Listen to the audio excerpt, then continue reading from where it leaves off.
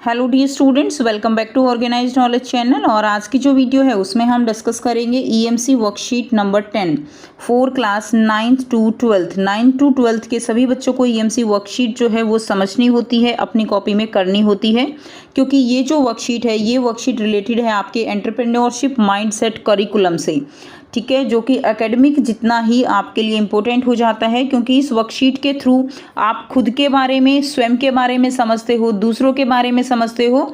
सो worksheet शुरू करने से पहले बेटा प्लीज़ चैनल को सब्सक्राइब कर दीजिए, बेल आइकन को प्रेस कर लो ताकि आपको आने वाली वीडियोस की नोटिफिकेशन वो समय से मिल जाए। सो आज की जो ईएमसी की वर्कशीट है उसमें हम समझने वाले हैं दूसरों को समझना पार्ट 2। पिछली वर्कशीट में भी हमने दूसरों को समझना उसका पार्ट फर्स्ट किया था, जिसमें हमने समझा था कि किस तरह से हम दूसरे के जो है टेस्ट का पता लगा सकते हैं और उसके अकॉर्डिंग हम अपना गिफ्ट जो है अगर उसको कुछ देना है तो हम वो प्लान कर सकते हैं, ठीक है, कि दूसरों को हम कैसे समझ सकते हैं, तो वो हमने पढ़ा था। ऐसे ही एक एक्टिविटी आज की वर्कशीट में भी हम करेंगे। पिछली वर्कशीट में हमने अपने परिवार के किसी सदस्य या किसी दोस्त को समझने के लिए उनसे अलग अलग तरह के सवाल पूछे और उसकी सहायता से दूसरों को समझने का महत्व और उसका तरीका जो है वो हमने आजमाया था। इसी अभ्यास को हम थोड़ा और आगे बढ़ाएंगे और अपने आसपास की किसी समस्या को सुलझाने के लिए दूसरों को समझते हुए कैसे काम किया जा सकता है ये प्रयास करेंगे। कई बार ऐसा होता है, हम सबके साथ होता है कि हम समस्या तो देख लेते हैं कि ये समस्या है, लेकिन एक्चुअल में वो समस्या क्यों है उसके बारे में हम पता लगाने की कोशिश नहीं करते हैं और केवल समस्या को देखते ही हम अपना निर्णय जो है वो सुना देते हैं। लेकिन कई बार ऐसा होता है कि वो समस्या जो है कुछ ऐसी होती है कि उसमें जो भी उससे रिलेटेड लोग हैं वो उसमें कुछ नहीं कर पाते, कभी जागरूकता का अभाव होता है, ठीक है, कभी उन लोगों के पास उस चीज़ से रिलेटेड जो है नॉलेज नहीं होता है, तो कई सारे मुद्दे होते हैं।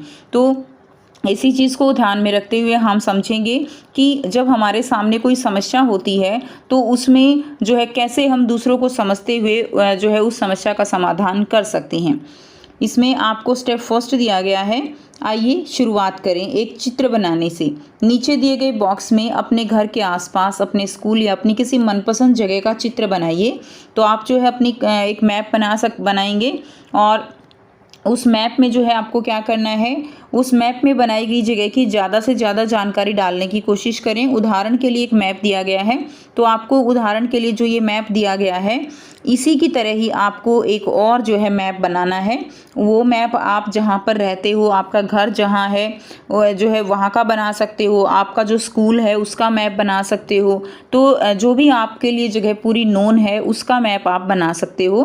क्लियर? जैसे यहाँ पर देखिए स्टाफ क्वार्टर दिखाए गए हैं, ये कंप्यूटर रूम है, यानी ये एक स्कूल का मैप है। यहाँ पर जो है एंट्रेंस है, ये क्लासरूम, ये सारा कॉरिडोर है, क्लासरूम्स हैं, यहाँ लाइब्रेरी है, ये असेंबली एरिया है, ये स्टाफ रूम है, यहाँ प्रिंसिपल रूम है, ठीक है, ये जो है आर्ट रूम है जो बच्चों को बहुत पसंद होता है आर्ट रूम, ये साइकिल स्टैंड है, ये मेन गेट है 2, ठीक है, नंबर 2 है, ये बास्केटबॉल कोर्ट है, ये कंप्यूटर रूम है, ये भी बच्चों को बड़ा पसंद आता है, कंप्यूटर रूम, आर्ट रूम, ठीक है। लाइब्रेरी बच्चों को बहुत कम पसंद आती है। नेक्स्ट देखिए मेन गेट जो है, ये मेन गेट है, ठीक है, 1। और यहाँ पे जो है पूरा ये सारा प्लेग्राउंड है, यहाँ पे बच्चे खूब जो है मस्ती करते हैं, ये झूले दिखाए गए हैं।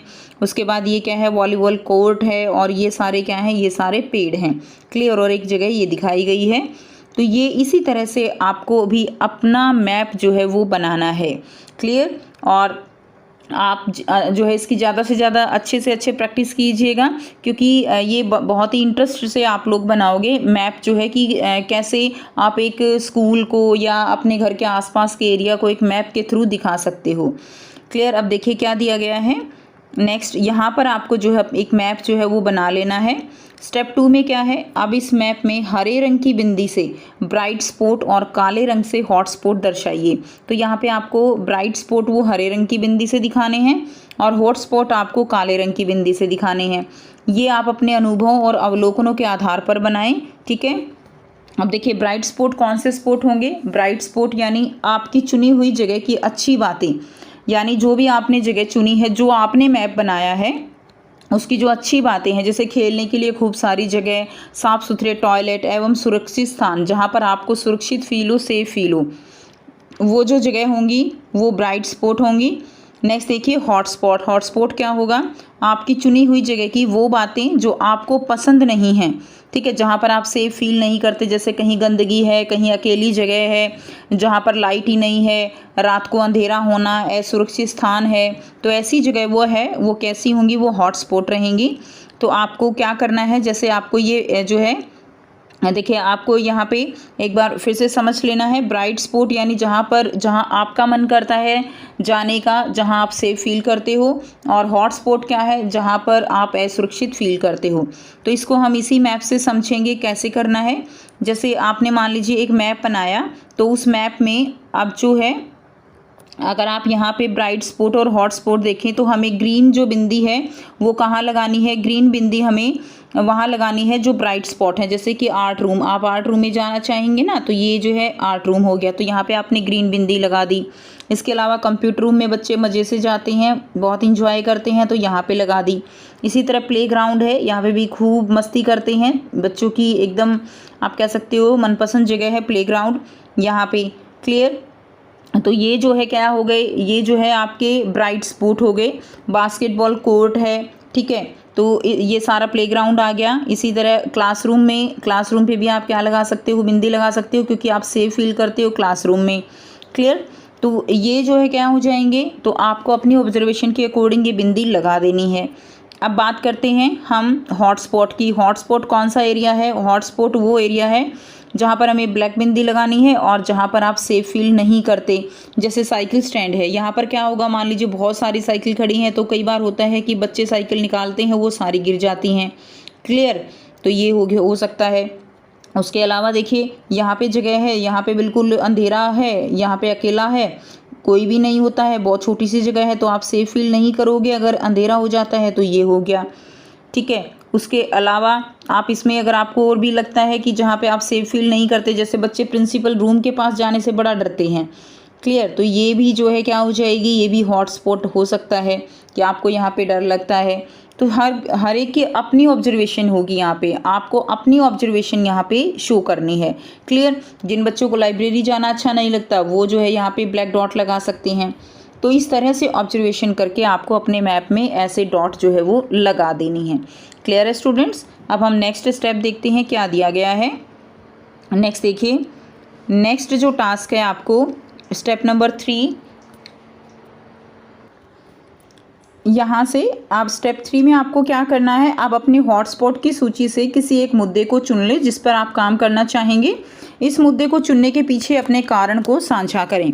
यानी जो भी आपने हॉटस्पॉट के अभी मुद्दे जो है लिए हैं, उनमें से कोई भी एक मुद्दा आप चुन सकते हो। जैसे कि गंदगी जो है फैली हुई है, अगर आपने जो मैप बनाया है उसमें आसपास आपके जो है क्या है? गंदगी फैली हुई है, तो वो आपका एक हॉटस्पॉट का मुद्दा हो सकता है। रात को अंधेरा होना, असुरक्षित स्थान आदि, तो कोई भी एक मुद्दा आपको चुन लेना है। ठीक है, तो आप इसका आंसर जो है हम लास्ट में डिस्कस कर लेंगे। क्लियर है? और यहाँ पर हम केवल अभी समझेंगे, तो लास्ट में सारे जो आंसर्स हैं जो आपके लिखने हैं वो आपको एक साथ जो है दे दिए जाएंगे। सो इस मुद्दे को चुनने के पीछे का कारण भी आपको बताना है कि आपने वो मुद्दा क्यों चुना है। नेक्स्ट देखिए, स्टेप 4 है, चुने हुए मुद्दे के आधार पर निम्नलिखित तालिका भरें। तो आपको मान लीजिए उदाहरण है कि जो है स्कूल में मिड डे मील की बर्बादी हो रही है।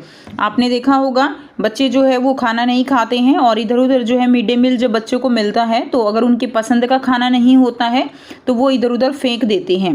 तो चुने हुए मुद्दे के आपको कारण लिखने हैं। जैसे कि यहाँ पर मिड डे मील का जो कारण लिखा हुआ है, बच्चों को जो खाना पसंद नहीं आता वे उसे वेस्ट कर देते हैं। इससे जुड़े लोग कौन हैं? स्वयं बच्चे हैं। बच्चे जितना खा सकते हैं उससे अधिक खाना अपनी थाली में ले लेते हैं। इसके लिए रिस्पॉन्सिबल कौन है? Mid day meal agency. ठीक है, उसके बाद देखिए, बचे हुए भोजन के दूसरे उपयोग की जानकारी न होना। इसके लिए मिड डे मील के प्रभारी जो शिक्षक हैं वो जुड़े हुए हैं, वो बच्चों को जागरूक कर सकते हैं कि जितना उनको खाना है उतना ही वो अपनी थाली में लें, नहीं तो खाना वेस्ट हो जाएगा। उस वेस्ट खाने को जो है उसका कोई यूज़ नहीं है, लेकिन अगर खाना बचता है तो उसका उपयोग किया जा सकता है। नेक्स्ट देखिए, कुछ बच्चे घर से खाना लाते हैं, तो ये भी जानकारी जो टीचर्स हैं उनको होनी चाहिए कि जो बच्चे घर से खाना लाते हैं और खाना नहीं लेते हैं उनके लिए खाना जो है वो ना मंगवाया जाए। तो ये सारी जो जानकारी है ये होनी चाहिए। इसी तरह जो मुद्दा आपने चुना है उसके विभिन्न कारण जो है आपको लिखने हैं और उससे जुड़े लोग जो है वो आपको लिखने हैं। तो ये जो तालिका जो है ये भी आपको लास्ट में आंसर में मिलेगी। ठीक है, नेक्स्ट देखिए स्टेप 5 है, तालिका भर लेने के बाद अपने मुद्दे से जुड़े लोगों का इंटरव्यू लें। यानी तालिका जो आपने भरी है, जो भी मुद्दा आपने लिया है उससे जुड़े लोगों का इंटरव्यू आपको लेना है। मान लीजिए आपने गंदगी से रिलेटेड जो है आपने मुद्दा ले लिया है कि गंदगी फैली हुई है। अब गंदगी फैलाने के लिए कौन कौन लोग जिम्मेवार हैं, सफाई कर्मचारी हैं, क्या वो वहाँ पे अच्छे से काम नहीं कर रहे हैं, लोग वहाँ पे क्यों गंदगी फैला रहे हैं।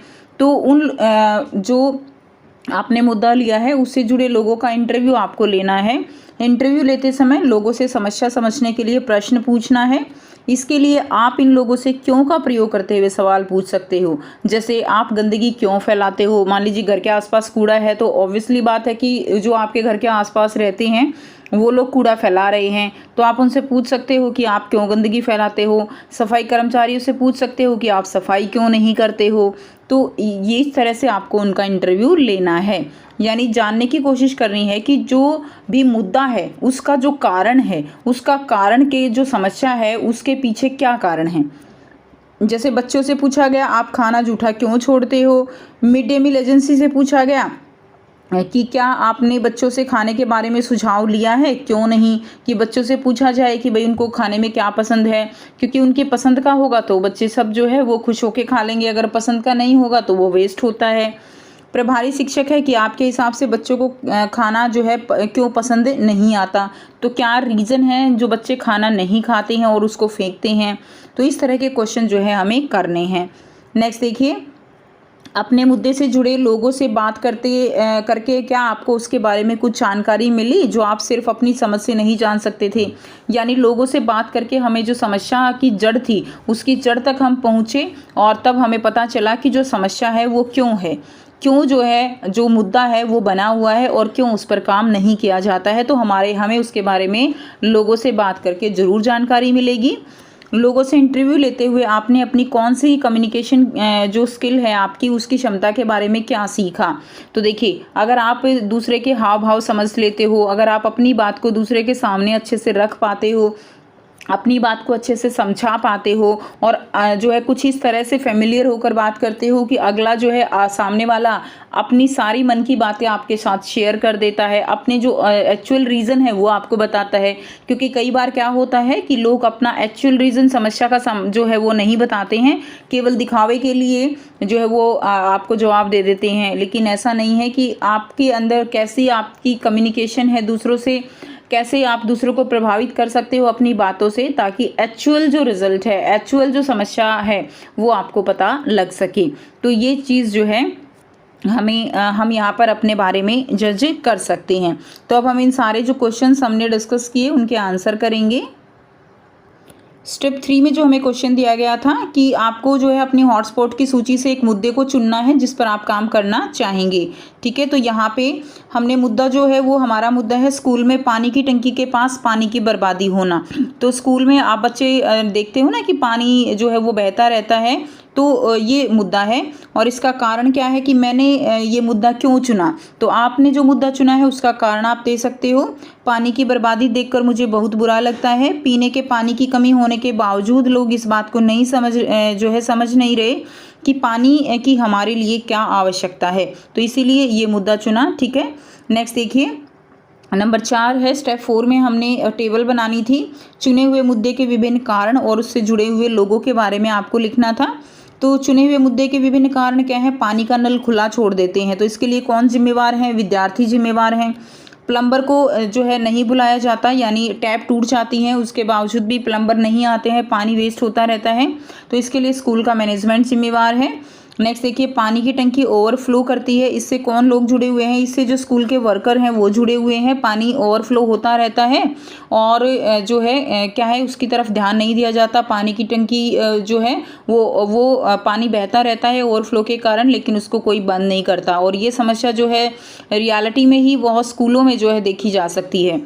नेक्स्ट देखिए, स्टेप 5 है तालिका भर लेने के बाद अपने मुद्दे से जुड़े लोगों का इंटरव्यू लें। इंटरव्यू लेते समय लोगों से समस्या समझने के लिए प्रश्न पूछें। तो तालिका भर लेने के बाद हमने स्टूडेंट से जो है आप क्वेश्चन कर सकते हो कि क्या आपने पानी की महत्व के बारे में नहीं पढ़ा, ठीक है, कि पानी जो है वो वेस्ट करते हैं, क्या आपने बचाना नहीं सीखा। उसके बाद मैनेजमेंट सिस्टम प्लम्बर को क्यों नहीं बुला रहे, उनसे पूछा जा सकता है कि प्लम्बर को बुलाया कि कहीं हो सकता है वो बुलाते हो लेकिन प्लम्बर जो है वो ना आता हो, कई भी जो है इसमें रीज़न हो सकते हैं। नेक्स्ट देखिए, वर्कर क्या आप ध्यान नहीं दे सकते, क्या आप टाइम नोट नहीं कर सकते कि कब तक टंकी भर जाती है, तो ये जो है सवाल हम कर सकते हैं। नेक्स्ट है, अपने मुद्दे से जुड़े लोगों से बात करके आपको उसके बारे में क्या कुछ नई जानकारी मिली, तो अपने मुद्दे से बातचीत करके पता चला कि कुछ लोग समस्या को समझते हैं, ठीक है, कुछ लोग इस समस्या को समझते हैं परंतु वर्कर्स की जो है क्या है, कमी है, कुछ लोगों में अभी भी जागरूकता का अभाव है, तो ये जो है पता चला है। नेक्स्ट देखिए, नंबर 5 है, लोगों से इंटरव्यू लेते समय आपने अपनी कम्युनिकेशन क्षमता के बारे में क्या सीखा। तो लोगों से इंटरव्यू लेते समय यह सीखा कि भाषा की सरलता और स्पष्टता, मुद्दे की समझ, आपके हाव भाव आदि आपके कम्युनिकेशन को और ज़्यादा प्रभावशाली बनाते हैं। तो आप किस तरह से बातचीत करते हो, कैसे अपनी बात दूसरों को समझा पाते हो, कैसे आप अपने कम्युनिकेशन को प्रभावशाली बना सकते हो, तो ये सब जो है हमने अपने बारे में सीखा। तो ये थी आपकी आज की EMC की वर्कशीट स्टूडेंट्स। आई होप सभी स्टूडेंट्स को ये क्लियर है। कोई भी डाउट है तो आप पूछ सकते हो। अगर आप बच्चों को वीडियो अच्छी लगी तो प्लीज़ लाइक कर दीजिए, शेयर कर दीजिए और चैनल को भी सब्सक्राइब कर लीजिए। So thanks for watching. मिलते हैं नेक्स्ट वीडियो में नेक्स्ट वर्कशीट के साथ। Take care.